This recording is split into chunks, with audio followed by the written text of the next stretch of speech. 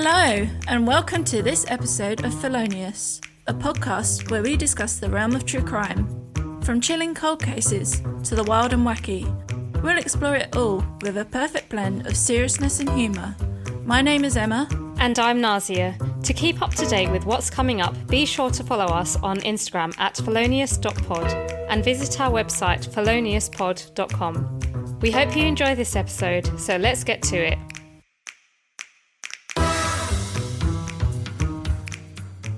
So, your find of the week. Are you a sweet or savoury person?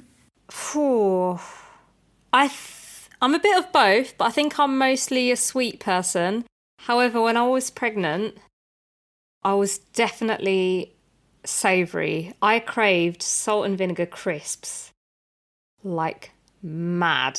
I went through so many packets of salt and vinegar crisps. Can you get them in France? You can, but they don't have McCoys. Yeah, they don't have McCoys here either. Yeah, and I was really craving just specifically McCoys. I think it was just the texture and the crunchiness as well. So I was really craving those. So when I went to England, when I went to London while I was pregnant, I made sure I got McCoys while I was there. But no, they have so you know Walkers, they've got Lay's over here. It's the same logo. Yeah. And I think it was that brand. But yeah, we'd get like the family-sized pack of salt and vinegar and I'd eat it by myself. In bed. Yeah, I don't blame you. I would do the same thing. What about you? I'm more of a savoury person, but the question was for you really because I have two stories. One's a savoury and one's a sweet. Okay. So you said that you're a sweet person, right? Yeah, generally. Yeah, I think most people would agree that you are a sweet person. But... Aw, thanks. Yeah. It's the only compliment you'll get from me in this. Thanks. I'll take it. Another BBC News article. Surprise, surprise. The headline is Sweet Tooth Thieves Swipe £65,000 of Harrogate fudge. Oof, sounds nice. What are they gonna do with all of that fudge? Well, so they stole the thousands of pounds worth of sweet stuff from a North Yorkshire industrial estate, and it was about 2,000 cases of sweets they made off with in Harrogate, which is in North Yorkshire in England. And the police officer warned that if anyone had been offered any chocolates matching the description of the ones which were stolen, they were urged to come forward and contact the police. But it doesn't actually say what they were going to do with the fudge, but I'm guessing because something similar happened here with a load of chocolate that got stolen. Right. And the thieves were breaking up the chocolate bars. Right. So that they could put them in pick and mix, because pick and mix is a big thing here. Black market pick and mix. Yeah. Yeah. What? Yeah. So that's probably what they're doing. Maybe they're going to sell it to like events, you know, like for weddings and stuff. It could be. How do you get away with that many cases? How can no one notice? Apparently it happened between 2 in the afternoon in November and 6:30 in the morning the next day. Right.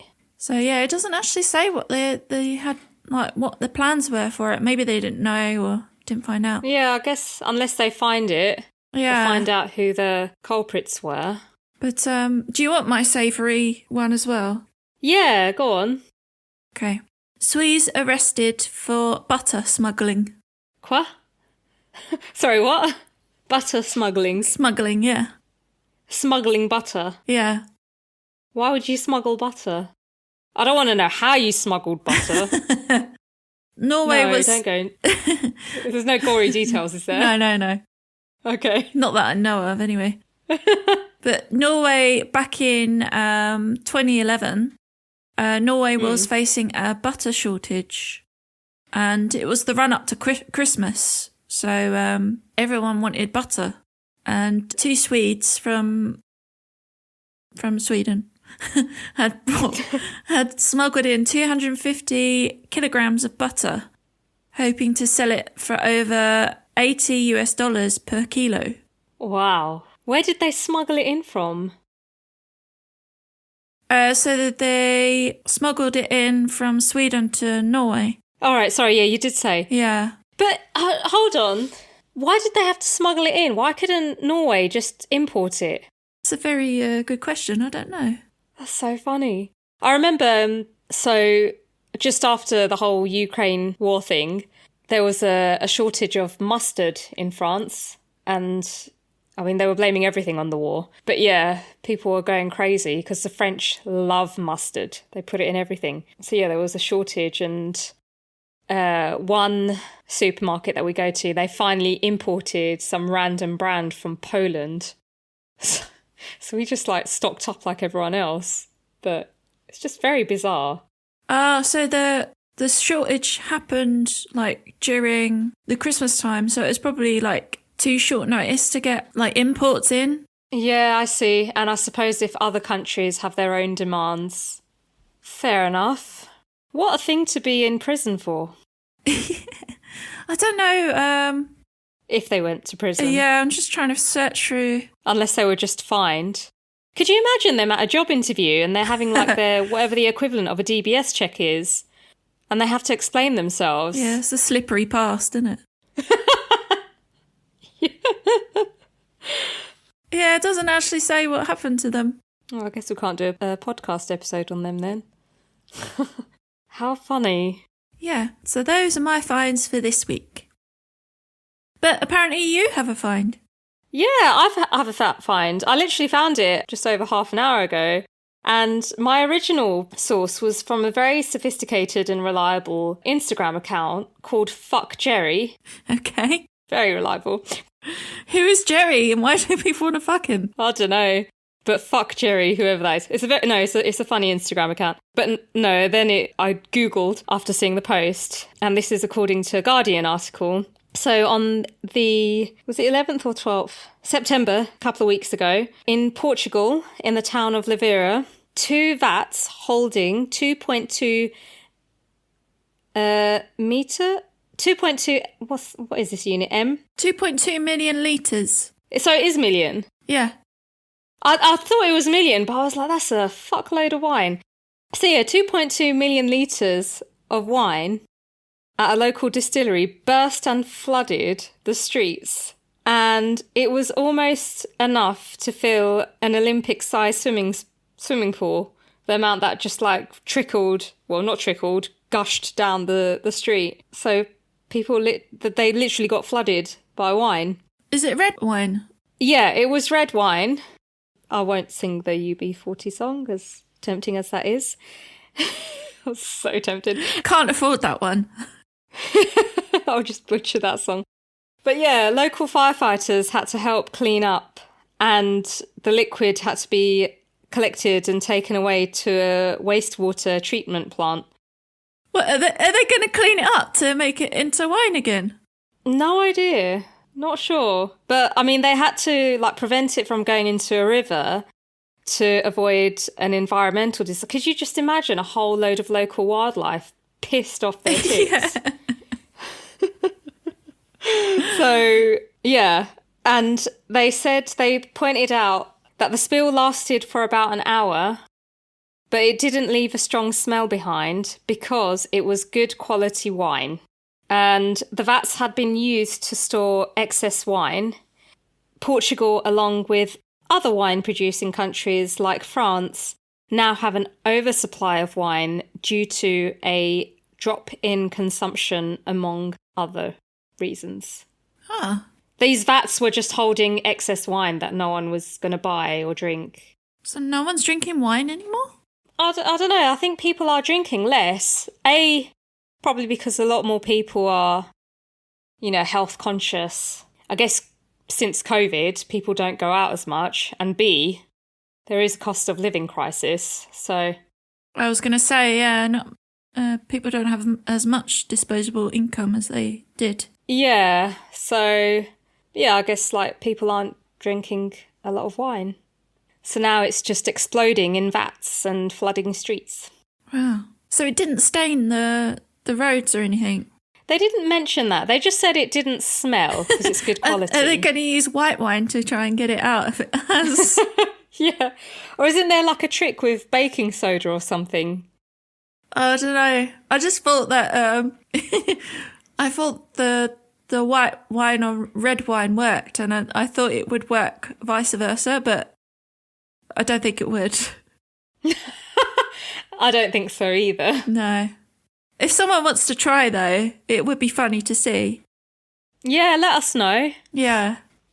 If anyone wants to experiment for us. Yeah. We'd gladly look at pictures of your attempts. Wine experiments. Yeah. Yeah. Trying to think the last time I drank wine. The last time I drank wine, it wasn't. It's called No Secco, and it's 0% Prosecco. Ah. But is Prosecco wine? I believe so. Is it just a fizzy wine? Yeah, I guess so. Is champagne wine? Or is champagne champagne? I should know this because I'm... An alky? Yeah.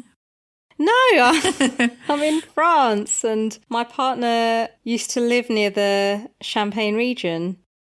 Yes, champagne is wine. Sparkling wine starts off as still wine during the primary fermentation, and then the bubbles are produced during the secondary fermentation. By soda streams. Yeah, basically. It's the only thing they're good for. Do you think you can make your own champagne with SodaStream then? I think it's a bit more... bit more to it than that. Otherwise, there'd be loads of backyard champagne. Well, if you did make it, you couldn't call it champagne anyway. Yeah. Because you can only call champagne if it's been made in Champagne. Really? It's a bit... Yes, it's like Stilton cheese. Yeah. You can only call it Stilton cheese if it's been made in Stilton.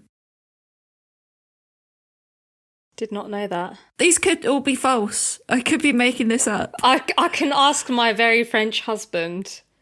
Yeah, do it. Later. Yeah, and let us know in the next episode. Speaking of episodes, before we go on to today's episode, this is linked to it. Have you seen Black Earth Rising? I have. It was a few years ago, though, so my memory is a bit rusty, but I remember it being very, very good, but very disturbing at the same time. Yeah, no, but it is very, very good. And yeah, that's why I thought of that when we were researching.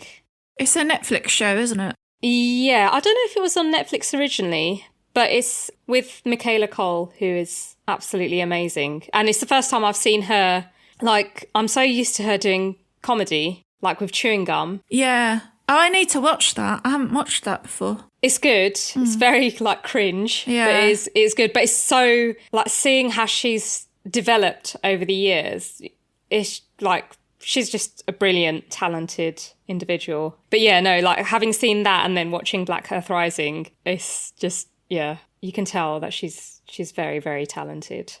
But yeah, should we swiftly move on to what today's episode is about? If people have watched Black Earth Rising, they're probably going to guess it now. Yeah.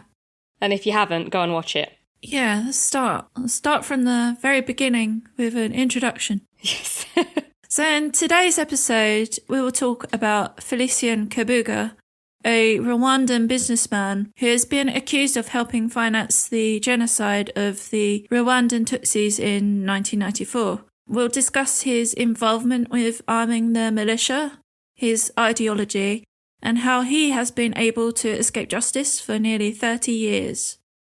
Now, we were both 8 years old. Thanks. Nazia and myself, when the genocide happened. Now we're both older, and one of us is taller. Again, thanks. Me.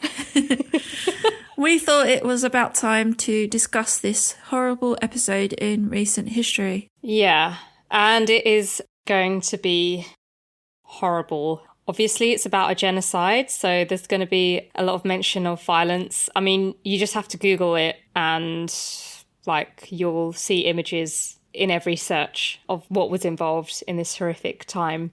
So there's going to be discussions of murder, of rape. We'll also be discussing hate crime and racism and with our discussions come us swearing. Yeah, as usual. Yeah. Yeah. There's possibly going to be some mispronunciation of names, so we do apologise in advance, but we will try our best. And we're going to find out how the US government, being the US government, are a bunch of bellends. The French government, also bellends. And the Swiss government... Toblerone bellends! Bellends all round. Triangle-shaped bellends. Yes. So, this is going to get a bit political as well, obviously. And when we researched this, we drew our information from loads of sources. So there's a Netflix series called, is it The World's Most Wanted? Yeah, World's Most Wanted. It's episode 2 in that series. There's also a BBC documentary. There's multiple France 24 videos on YouTube, and they are in English. They've got the French ones, but there's also English videos covering the genocide. Al Jazeera had 1 or 2 videos as well as articles. There's a very short TED Ed education video, and there was a GQ article as well. So we did a lot of research on this. We did, yeah. There's lots and lots of sources. Yeah. So, should we get started? Yeah, let's start. Félicien Kabuga was born on the 1st of March in 1993 in Munich, which is present-day Rwanda. It was previously believed he was born in 1935, but he stated in a recent court appearance in 2020 that he was born in 1933. And at that time, Rwanda was a Belgian colony when ethnicity really determined your chances in life. And the white colonisers provided the Tutsi with access to education and jobs, whereas the Hutu, which made up 80% of the population, were treated as second-class citizens. So before being colonised, the country was already ruled by Tutsi, but as a Tutsi monarchy. The Hutus were the majority, and the Tutsi and another smaller community, Twa, were the minorities. However, the Hutus and the Tutsis, they got on quite well. They were on good terms. And Germany colonised Rwanda in 1884, and then Belgium came in 1916, and they created a hierarchy. They put the Tutsis in charge of running the country as colonial proxies, which created resentment from the Hutus. And that's because the Belgians encouraged a political divide by enforcing record keeping around ethnicity and creating a narrative that the Tutsis were elites, while the Hutus were just like subordinates and farmers. And because of this propaganda, this intensified the political divide over time. So do you think if it wasn't for Germany and Belgium getting involved, everything would have been fine? I think, as usual, with a lot of colonies, if white people just stayed out of it, yeah, as usual. Maybe this could have been avoided. Yeah, who knows? Yeah. That doesn't excuse what Félicien Kabuga did, though. But no, but we'll find out. Félicien Kabuga is a Hutu. He grew up poor in a farming family, and he taught himself how to read and write. And he would peddle around selling cigarettes and second-hand clothes.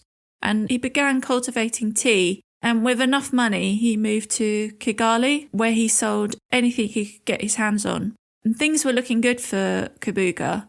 And at this time in 1962, Rwanda had won independence, and the Tutsi ruling class was beginning to fall. Yeah, so in 1959, the Hutus took power with a blood-soaked revolution, and 3 years later, the country was given independence from colonial rule. And then over the years, Rwanda transitioned into an independent republic with a Hutu government. Kabuga then met some Indian merchants in Uganda who sold him goods such as farm tools, and among them were machetes. When Idi Amin expelled the Indian population from Uganda in 1972, the Indian merchants took all their inventories to Kabuga, who sold them for high profits. American sanctions against Uganda at this time forced Ugandan coffee growers to go to Kabuga to disguise their beans as Rwandan. He became a real estate magnate, owning supermarkets, warehouses, and apartments. He became known as one of Rwanda's richest men. He owned tea and flour mills and built Rwanda's first shopping centre. One genocide survivor said in the Netflix documentary that if someone in the neighbourhood became rich, then they would be called Kabuga. Kabuga married off 2 of his daughters to sons of President Juvenal Habyarimana, a Hutu who seized power in 1973 following a coup. Kabuga became part of the Hutu elite and dangerous radicalisation was forming against the Tutsi. In Uganda, the Tutsi formed a rebel force called the Rwandan Patriotic Front and invaded Rwanda in 1990, advancing within 25 miles of Kigali. Going back to the Hutu elite, he became part of a network called the Akazu, who contributed to the genocide, and the First Lady of Rwanda, Agatha Kanziga, was also a member. President Habyarimana agreed to share power with the Tutsi in 1993, which the Hutu elite did not agree with, and so accelerated their plan to eradicate the Tutsi. RTLM, which is Radio Mille Collines, was launched in 1993. They played music to attract listeners, then in between songs they would broadcast propaganda against the Tutsis. Just before its launch, a publication called Kangura was also circulated calling for the elimination of Tutsis. In February 1994, 2 months before the genocide, the hate speech on RTLM was becoming increasingly frantic. In a video, the Minister of Information, Faustin Rukugoza, threatened to shut the radio station down as it was promoting ethnic hatred. He asked Kabuga in November 1993 to stop RTLM from inciting hate, as the Minister of Information was a moderate Hutu, so he didn't agree with what was being broadcasted. No, and was it in the Netflix documentary? Like, Kabuga's like, oh, we're just educating people. Yeah. We're just you're calling Tutsis cockroaches, rats, telling them that, saying they should die. That's I'm just educating. Yeah, so in this video, he replies to the Minister of Information that the radio station only tells the truth to the nation. And this video is the first and last time Kabuga was seen in public as a great leader of the Hutu extremists. On the 6th of April, one day before the genocide, Rukugoza and his family were taken by the army to a camp of the Presidential Guard, and on the 7th of April, they were assassinated. From January 1993 to March 1994, about 500,000 machetes were imported to Rwanda, and Kabuga was one of the main importers. Rwandan President Habyarimana and Burundian President Cyprien Ntaryamira, who are both Hutu, were on a plane when it was struck down by a surface-to-air missile as it was about to land at Kigali airport. Everyone on board was killed. The plane debris landed not far from the president's house where his children were waiting. The debris can still be seen today. RTLM were the first to share the news of the assassination. The Hutu extremists blamed the attack on the Tutsi rebels, but a US intelligence report later blamed Hutu extremists for shooting down the plane. There's a BBC documentary called Rwanda's Untold Story, which suggests that the leader of the Rwandan Patriotic Front, who is the current president of Rwanda, Paul Kagame, was involved in the shooting down the presidential plane. And the Al Jazeera video says the Hutus did it but blamed the Tutsis to trigger the genocide. So one side's blaming the other, basically. Yeah. But I think if RTLM were actually the first to broadcast the news, it's a bit suspicious, isn't it? Yeah.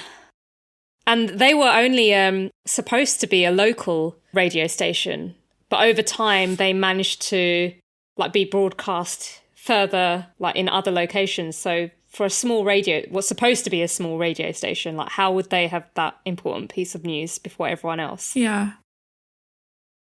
One of the RTLM presenters, Valerie Bemeriki, used her voice to spread some of the hateful messages against the Tutsi community. She believed, along with others like her, that the children of the Tutsi community were enemies. One of these messages said that there is no Tutsi as rich as Kabuga, and threatened if any member of the community were to brag about their wealth, then they would be exterminated. The message also calls for all Hutus to unite and organise to eliminate all Tutsis so that their children and great-grandchildren never ever hear about the thing we call Tutsis. A lot of the messages called the Tutsi community cockroaches. And Valerie is in prison at the moment in the Democratic Republic of Congo. Yeah, she's serving a life sentence. Yeah. All the people working at RTLM knew Kabuga was the big boss, and it was his ideology that they were helping to spread. At the time of the genocide, Valerie Bemeriki read out names and addresses of Tutsis and was an advocate of the machete as a murder weapon. So one of the messages, as an example, was encircle them and kill them because they are there. And since her imprisonment, she said that she took part in the broadcasting because she feared her employer and that if she disobeyed, she would have been treated as a traitor. I think it was the Al Jazeera documentary, but they had one survivor, Jean-Pierre Sagahutu, and he was one of the names that was actually called out on the radio. And he had a business where he sold music assets, including revolutionary songs, which were popular among Tutsi rebels. RTLM broadcast his name so the soldiers would find him. And when he heard his name, he hid in a septic tank for 2 months and 15 days with just a radio, which he had the radio station playing just to keep up to date until the batteries ran out. I mean, thank goodness he survived, but that's what he had to endure. And this is what people were being put through, because anyone could listen to the radio, and soldiers, civilians and politicians were just outing Tutsis that they knew of. So the militia could go hunt them. Is that because they were threatened if they didn't? Yeah, obviously if you were a Tutsi, you were a target. And if you weren't actively... If you were a Tutsi sympathiser? Yeah, a moderate Hutu or a Tutsi sympathiser. So like that Minister of Information. Yeah. He wasn't extreme enough. He didn't agree with the ideology and he was killed with his family. So yeah, I don't know if Jean-Pierre Sagahutu was actually a Tutsi himself, but the fact that he sold assets that were popular amongst Tutsis was enough for him to become a target. Yeah, I can't imagine what he went through. 2 months and 15 days, how can anyone survive that? And he couldn't, like, in that time, you don't know what's happening to your family, to your neighbours. No. Yeah, it's just unimaginable. So Valerie Bemeriki fled to Kigali in July 1994 and was arrested in the Democratic Republic of Congo, and she was sentenced to life imprisonment in 2009. The radio was seen as the most powerful weapon of the genocide. Without it, an entire population would never have been able to mobilise effectively against the Tutsi community. Kabuga had given weapons, money and uniforms to the militia. He conducted meetings in his office, and Jean-Pierre Rizindana, who was imprisoned for 10 years for his involvement, witnessed the machetes being delivered and then the murders started. During the genocide, roadblocks were set up where people had to show their identity cards, which identified them as either Hutu or Tutsi. The victims had their Achilles heels cut so that they couldn't run away before being killed. One roadblock in front of Kabuga's commercial complex was regarded by survivors as Chez Kabuga, and it was one of the bloodiest sights. So on the 12th of April, between 300 and 500 men, women and children had sought refuge at a large modern mosque in southern Kigali.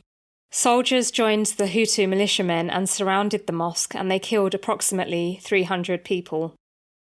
Hundreds of thousands of women and girls were also raped by Hutu neighbours, militia and soldiers. They were also attacked with machetes and other items, and some were then assaulted further at the hospital, which was overrun by Hutu militia while trying to seek treatment. In just 100 days, around 800,000 people were killed, both Tutsi and moderate Hutus. And according to Al Jazeera, this was more than 10% of the population. According to the TED Education video, around 1 million Hutus joined in the genocide due to coercion, self-preservation, or pursuit of personal agendas. The UN leaders at the time refused to acknowledge the genocide, and UN soldiers who were there to ensure the peace accord were instructed to leave and therefore abandon the Tutsis. The peacekeeping force was reduced from 2,500 troops to just 500. The Hutus' days were numbered as the Rwandan Patriotic Front was beginning to take control of the country and was forcing the government army towards the border. The RPF, who had invaded Rwanda previously in 1990, they targeted RTLM as they knew that would be the most effective way to save lives. They began taking action on the 17th of April 1994, and by the 3rd of July they were successful. RTLM fled to the Congo, and the Hutu militia also fled. However, this also increased the hysteria. RTLM warned the Hutu that Tutsi rebels were in the process of exacting revenge and urged the Hutu to flee. Among the 2 million crowds of terrified civilians, the genocidaires made their exit, with most fleeing to Zaire, which is now the Democratic Republic of Congo. In the months after the genocide, 120,000 Rwandans were awaiting trial, and civilians of every level were involved, but they were dying in prisons because of the overcrowding and poor hygiene. So then the government had to come up with a way to speed things up, and they came up with this hybrid way of carrying out the trials, which is explained in the Al Jazeera video. And they started their trials in 2002 and concluded them 10 years later in 2012 with 1.7 million people convicted. But a lot of them would have just been, people who were brainwashed or coerced into committing. They weren't the big people making the decisions. Yeah, so like Félicien Kabuga. Yeah. I mean, obviously, justice still needed to be delivered, but these were the easy trials, in a way, if you get what I mean. Were the trials held in Rwanda, or were they held somewhere else? I think these ones were held in Rwanda, and they kind of... The Al Jazeera video explains it so much better than I am, but they kind of came up with 4 categories based on the different crimes, and they had witness testimonies to help them decide if and how people should be convicted. But the fact that it took 10 years shows what a big task that was. Yeah, I just can't imagine 1.7 million people being convicted for murdering people, basically. Yeah. I think a lot of it was probably the murder, but some of it could have been lesser crimes, but still related to the genocide. Yeah, I suppose. I see what you mean. Yeah, because those at RTLM were arrested as well, weren't they? Yeah, the ones that they caught anyway. Yeah. So about 1 million people were encamped in horrible conditions near an active volcano in a town called Goma in Zaire. And there was a cholera outbreak, which killed thousands a day.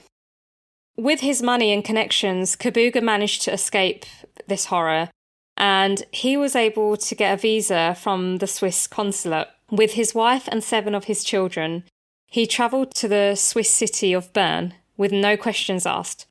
Officials were unsure of his exact involvement in the genocide at the time, and he went to a refugee processing centre to seek asylum and was moved to a luxury hotel.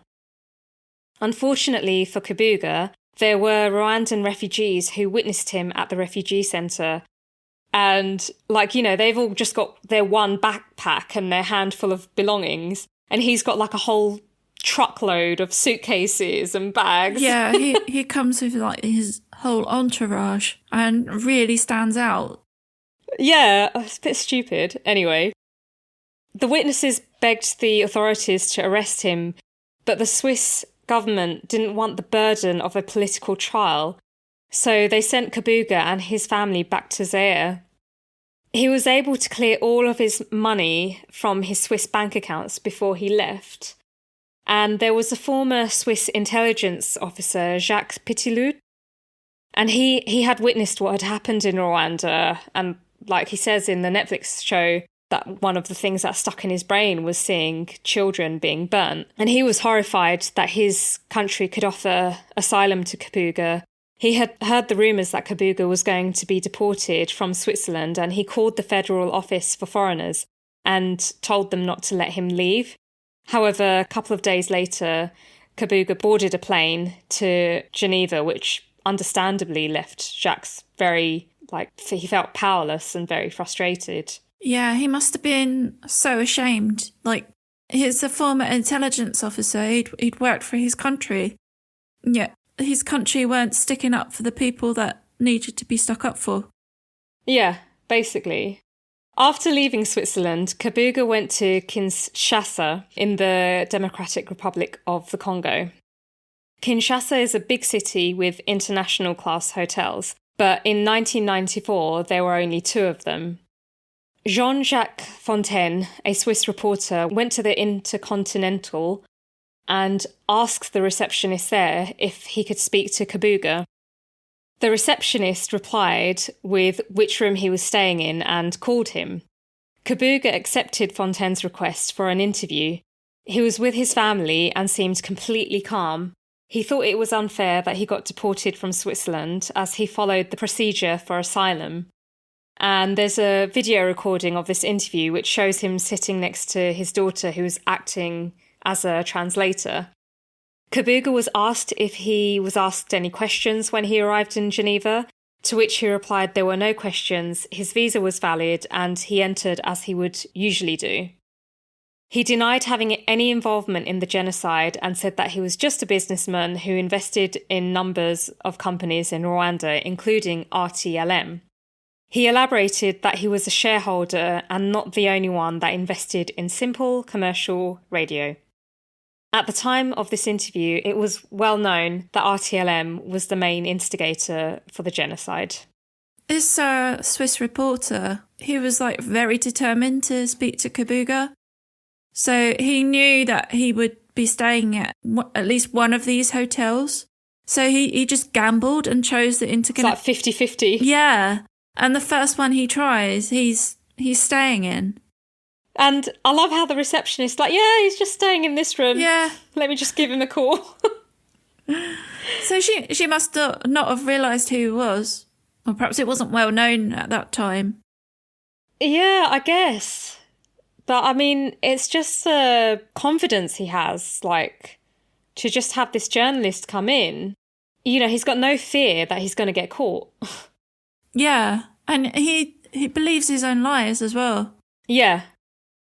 So in 1997, the political climate in Kenya changed, and the Kenyan intelligence services started looking for the genocidaires.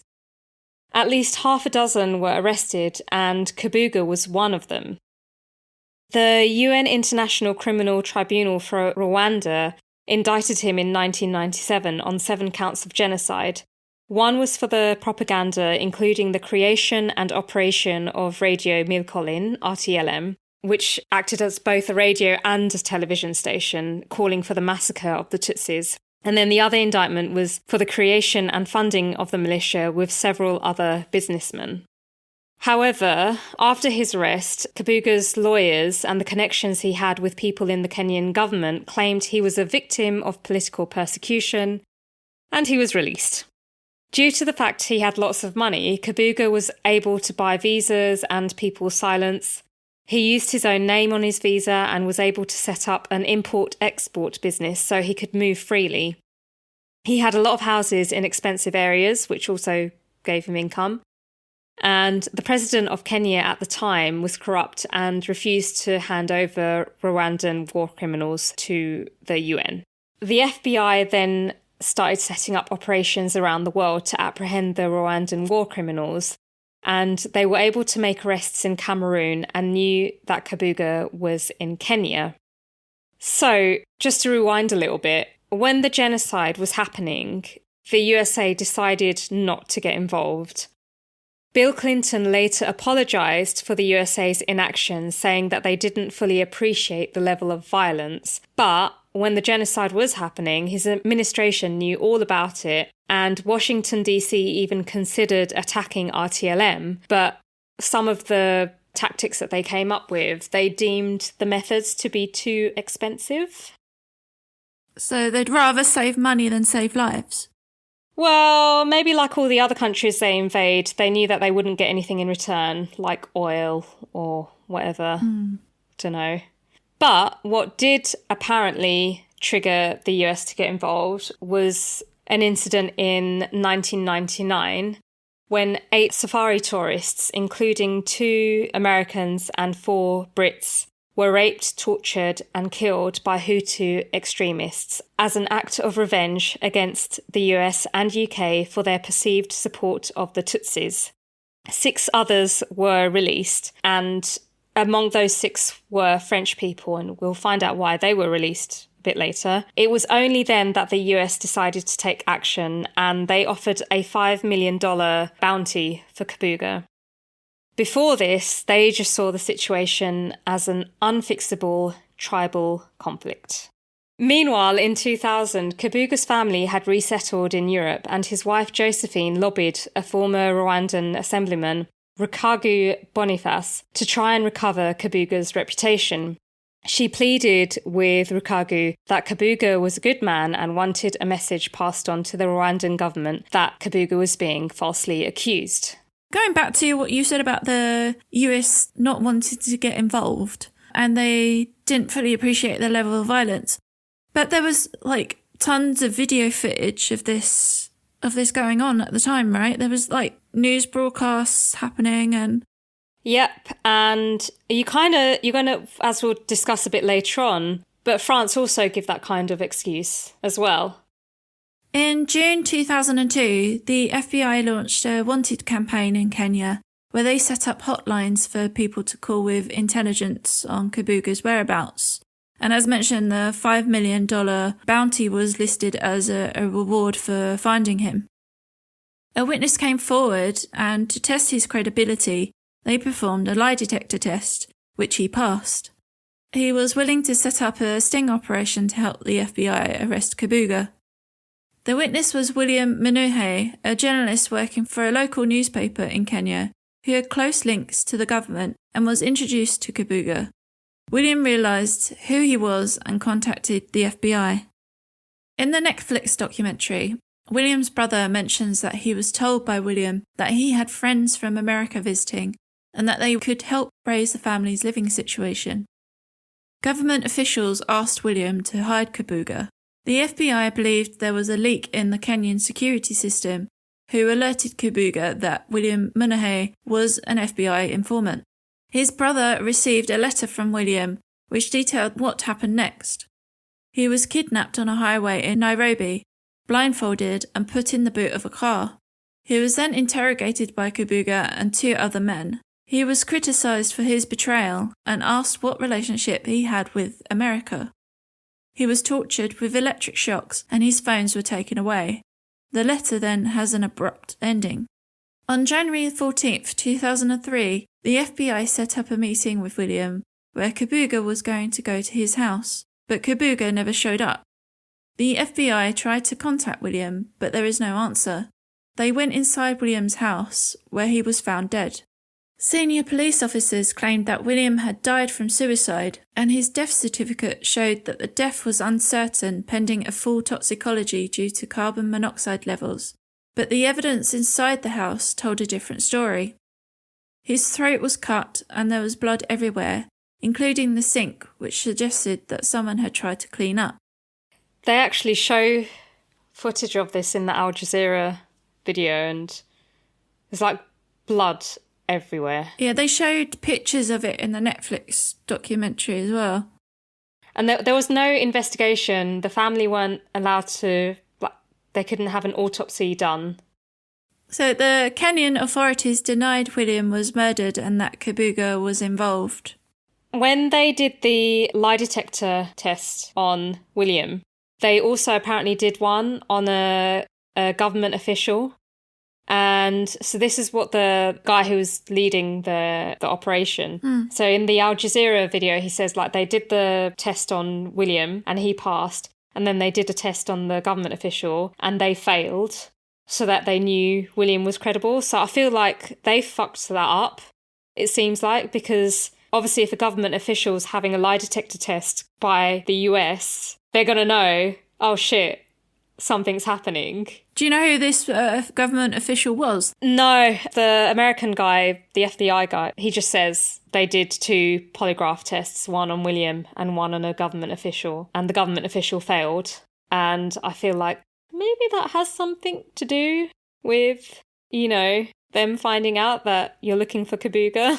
Because it was an open secret that he was in Kenya. It wasn't like no one knew he was there. It was just trying to find him and pin him down. Yeah, so I don't understand the FBI's thinking like with that. I feel like they fucked up that one and cost someone's life. And I don't understand how they're still relying on lie detector tests when it's been proved that they're unreliable. Yeah.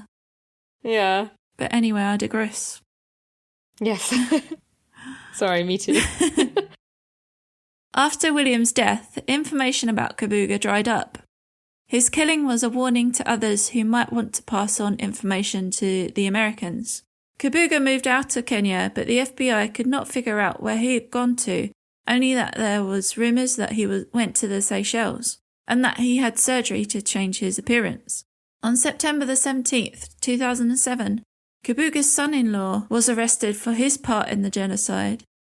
He was apprehended in an internet cafe in Germany and was using a thumb drive on one of the computers. He tried to destroy the USB stick by stomping on it. A German police officer found pieces of the stick and gave it to experts to recover. Upon recovery, they found an invoice for the hospitalization of a Tanzanian. This document had photo ID of the person, and it was a clear match for Kabuga, who had been smuggled to Germany on a fake passport and was staying with his son-in-law. However, there was no solid evidence for Kabuga's whereabouts. He had disappeared yet again. Kabuga's son-in-law had used his phone call when he was arrested to notify his wife, who quickly moved her father out of the grasp of the authorities. The UN investigators had tapped the phones of Kabuga's children, who were scattered between London, Belgium and Paris. But they did not reveal any information, possibly because they knew they were being listened to. On May 26, 2010, the French police came up with a plan to arrest Kabuga.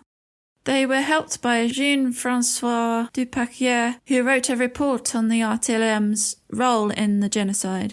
He discovered one of Kabuga's friends had died and the burial was taking place in Paris. His friend was Jean Bosco Barriagvisa, who was part of RTLM. He received a 30-year sentence and died in prison. With hopes that Kabuga would show up at the funeral, a cameraman and police were hidden inside the cemetery. Dupaquier was also there. The exits of the cemetery were blocked in case Kabuga tried to escape, but he didn't show up. Instead, Dr. Eugene Rwamukyo was there, who was wanted on an international arrest warrant, so he got arrested instead. And in the Netflix documentary, there's footage of this arrest, and he's just smiling as he's being handcuffed by the officers. It's just really bizarre. Yeah, and then as he's walking towards the police car, he just casually calls out to someone, "Call my lawyer." Yeah, it's like, A, you're at a funeral, and B, you're being arrested for like horrendous crimes. And he's just so chill about it. Yeah, he's just really casual. So he must have known that there was a chance that he would be arrested. And I'm guessing there were other people there that were wanted as well. Yeah. Nobody knew where Kabuga was hiding at this time, and there were rumours he was in Kenya and in Belgium. Then in 2019, London counter-terrorism officers had discovered travel records of Kabuga's London-based daughter. She had visited France numerous times. At the beginning of 2020, the British authorities sent this information to French police. Kabuga's daughter and some of her other siblings have visited a particular area called Agnes. On May 16th, a meeting outside an apartment complex in Agnes was set up. Officers went through the basement of the apartments and made their way up the stairs discreetly. Once in position at an apartment door, they went inside. Kabuga was captured. He was living under a false ID, but acknowledged to the officers that he was Félicien Kabuga. Yeah, so in the one of the France 24 videos, they say there's speculation that maybe COVID actually helped with catching him, because obviously everything went into lockdown. So some of the cases that the police were working on were suspended or kind of just like put on the back burner. So the police were able to put their resources onto other cases, including the search for Kabuga. So there's some speculation that COVID helped them focus on him and pin him down. Yeah, and the fact that his daughter was visiting him a lot. COVID must have played a role in that as well, because he would have needed support. He's, in his 80s? Yeah, and like the neighbours didn't actually know his name, like his alias. So he was obviously living a very secluded life and therefore would have needed the support of his family, because he couldn't go out and like just be in society because he would have been caught. Yeah, so thanks, COVID, maybe. The only good thing you've done. Yeah. So on the 27th of May, Kabuga was taken to his bail hearing, and the room was filled with journalists, Tutsi survivors and human rights activists. And Kabuga's children were also present. Kabuga faced 5 counts of genocide and 2 counts of crimes against humanity. And when he was questioned, he mumbled that he was innocent and that the accusations were false. His son, Donatien, spoke to a GQ reporter and said this about his father. His cognitive health is not good, his memory is going. The day of his arrest, he was asked when he was born, and he said 1993. That would make him 27 years old. It's inhumane to put someone so weak, who walks so slowly, who can barely remember when he was born, in a jail cell. The court ruled that there was nothing wrong with Kabuga medically and no legal obstacles for him not to be turned over to the tribunal. In November, he was transferred to The Hague and pleaded not guilty. Kabuga's family all believed that he was innocent and convinced he was just a businessman at the time of the genocide, which is bullshit because his children were even part of that Akazu network as well. So they were in on it. And his son-in-law as well. Yeah, so just bullshit. In 2021, Emmanuel Macron gave a speech saying that he recognised France's responsibility in the 1994 genocide, but France was not complicit. 2 reports had been commissioned, one by the Rwandan government in 2017 and then another one by Macron himself. The Rwandan report, which was a 600-page report, concluded that France enabled the genocide and then withheld critical documents and testimony in the decades after. France did nothing to stop the massacre and therefore held significant responsibility for the deaths. And I can't remember which article this is quoted from, but it said that in the years leading up to the genocide, former French President François Mitterrand and his administration had knowledge of the preparations of the massacres, yet they kept supporting the government of the then Rwandan President Habyarimana despite the warning signs. In the other 1,200-page report, which Macron commissioned, this concluded, with France's heavy and overwhelming responsibilities and the blindness of the socialist president at the time, François Mitterrand and his entourage in the face of the racist and genocidal drift of the Hutu government, which Paris then supported. So, on the one hand, you've got the USA, not doing anything because they thought it's just a tribal conflict. And then on the other hand, you've got France, again, not doing anything and watching this unfold. And that's why I think when that incident happened with the safari tourists, among the 6 people that were let go, there were some French people. And I think because France were in sort of support of the Hutus, the Hutu extremists didn't murder those French people. They just targeted the Brits and Americans as their act of revenge. But yeah, it's just funny because then they find Kabuga in Paris, of all places. So he would have got there on... We said that he got to France on fake IDs. Yeah. But it seems to me like his appearance hasn't really changed much from 1994. Like, you can still recognise that it's him. He's just gotten old. Yeah.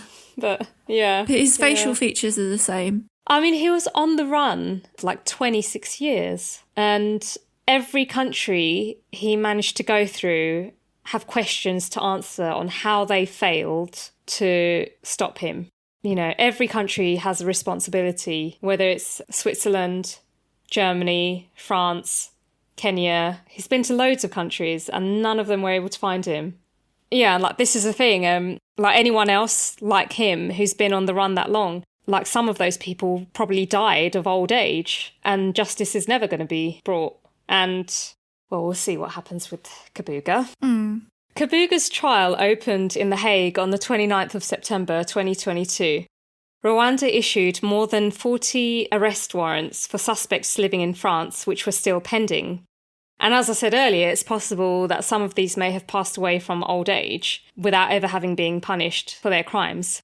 Kabuga refused to appear in court or join remotely, and he won this right due to ill health. He also wanted to choose his own lawyer, but he didn't have this right. The court had appointed him a lawyer, and if he wanted to choose his own lawyer, he would have had to have unfreeze his assets to pay for them. So do you think they didn't want him to choose his own lawyer because they would have been corrupt? Either corrupt or really good, because he's quite wealthy. And damn right, you don't get to choose your own lawyer. So he did eventually physically attend, but there were still obstacles. Because of his age, the court had to allow the hearings to run only for 2 hours, 3 times a week. And that meant that the trial had a very slow pace. And there was also a break from December to mid-February. Then the court put the trial on hold on the 10th of March 2023 over health concerns. And as of this time, 62 Rwandan genocide suspects have been convicted by the tribunal so far. The prosecutor had lodged an appeal seeking a revival of the trial, and on the 23rd of March, 3 medical experts presented findings of their examinations on Kabuga and told the judges that he was significantly affected by physical illness and had vascular damage to his brain. However, there was a disagreement between them as to whether Kabuga was fit for trial. One of the medical experts believed that Kabuga's cognitive decline was limited, but he still had capacity, whereas the others disagreed and said that he didn't have capacity. I read one of the PDFs for the trial reports. They're published online and you can get access to them. And it said that one of the experts said that he was able to understand and make jokes, whereas the other expert said that he wasn't able to do that. So I don't know. It's like, is he playing one type of person to one expert and then the other type of person to the other expert to make sure there's doubt? Oh, I don't know, because I think dementia's a really tricky one, isn't it? Yeah, I mean, if he has been diagnosed with dementia, then yeah, it is a tricky one. But at this stage, was he? Isn't that vascular damage to the brain is? Oh, yes. Yeah, it is vascular dementia, which refers to the changes to memory, thinking and behaviour. Okay, so that explains a lot. Yeah, and it's a shame because the trial was put on hold just before the commemoration in April for the 29th anniversary of the genocide. So it's almost 10 years. Crazy. Not 10 years, sorry. It's almost 30 years. I was going to say, what's 10 years? Yeah. I know. It's almost, we're not that young. It's almost 30 years since the genocide. And like this guy still hasn't been, well, we'll see what happens. On the 7th of June, it was ruled that Kabuga was unfit to have meaningful participation in his trial. However, one of the 3 judges disagreed with this decision, but the majority prevailed. The most recent update we've had is from August 2023, And that was when the appeals chamber decreed an indefinite hold to the proceedings as Kabuga had been diagnosed with dementia. As a result, the judges were considering releasing Kabuga, which understandably is a huge disappointment to the survivors. And he is currently being held in a UN detention facility in the Netherlands, awaiting a new assessment to decide his potential release. And apparently he still has property holdings in France and has substantial wealth as a result of this. And it's expected that he will actually be released, which brings us to the end of our episode. Yeah, that was a heavy one. With not a very good ending, I'm afraid. No. If he is released, where are they going to put him? Because if he goes back to Rwanda, That's a good question. There's going to be so many people, out for him. That's a very good question. People know who he is. Yeah. He's going to need, proper health care as well, if he's got dementia. So maybe he's going to go back to France? Don't know. Or be with his children, whether it's in London or Belgium. Who knows? But then if he can't be held accountable, then surely his children should be. Because his children have helped a criminal hide for the past 30 years. Yeah, I don't know. I don't know, because it is very political at the end of the day, isn't it? And yeah, because even if they can pin any charges on his children, he's still free, potentially. Yeah. And he's the main, one of the main financiers of the genocide. It's got to be so frustrating for the survivors and their families to know, after all these years, he's slipping through the net again. Yeah. That makes me feel like they should probably charge him, but hold him at a hospice location or something like that. If I'm making sense. Like a care home for criminals. Yeah. Sorry. I'm not making sense. It's 9:30 at night. It's way past our bedtime. Yeah. And there's a cat meowing in the background. I know. I'm so sorry. She seems to have calmed down now. She's going to be calm after we've stopped recording, because that's what she does. She just wants attention, it sounds like. We should have called our podcast Cats and Crimes, honestly. It's too late now. If it wasn't your cats, it'd be my dog Luna interrupting things. Yeah. But yeah, it's just crazy how, just a small group of people creates so much damage. And it's generational damage as well, generational suffering. And he just gets away with it. Basically, yeah. Yeah. I don't know what else to say about it. It's so infuriating. And yeah, I just feel really, really sorry for the victims and the survivors. Yeah. I mean, it makes you wonder what's going to happen to the other people that haven't been arrested yet, that they're still hunting down. I mean, this is the thing. It happened almost 30 years ago. So half of them are probably dead or just forgotten about if they weren't caught. Yeah. And meanwhile, you've got 1 million or so people that have been put through trial, but they were just pawns in a bigger game. Kind of thing. Yeah, that's what Valerie, the radio presenter, said, wasn't it? Mm. They were just the small fry. Yeah. But the bigger component, the main people. Yeah, the main people had just escaped, and no one's really served real justice. Yeah, and that's the other thing. These were businessmen that were controlling all of this. So when shit hit the fan, they had the money and the means to escape. Whereas all the people that they brainwashed, scared, coerced, they didn't have those means. No, and they didn't have top-notch lawyers either. Yeah, they can't just buy visas and fake passports and whatnot. So it's they don't give a fuck about the Hutus themselves either. No, they're just out for themselves. Yeah, it's just crazy. Crazy what power can do. And when you get a group of people to hear a message so many times and instill fear in them, what you can make them do. Bit grim. Yeah. Should we try and lighten things up a bit next week? Next time? Yeah, let's try. So for our next episode, we will discuss the Bangladesh bank heist of 2016. And this was one of the world's biggest cyber heists, where 81 million US dollars was stolen. And most of that has still not been recovered. We will talk about the Lazarus Group and how they fucked up reading their star signs and were not given the fortunes Jupiter promised. And all will become clear in the next episode. Yeah. I actually didn't know about this heist. Don't know where my head was in 2016. I knew bits of it because my partner loves watching YouTube videos about things like this and organised cyber crimes and heists and whatnot. So I knew about it, but I didn't realise how thought out this plan was. Yeah. Yeah, it's going to be a good one. Hopefully less macabre than today. Yeah. Yeah, sorry for dragging you through that, listeners. Join us next week. Or next time. Download and subscribe wherever you listen to your podcasts. We hope you still do.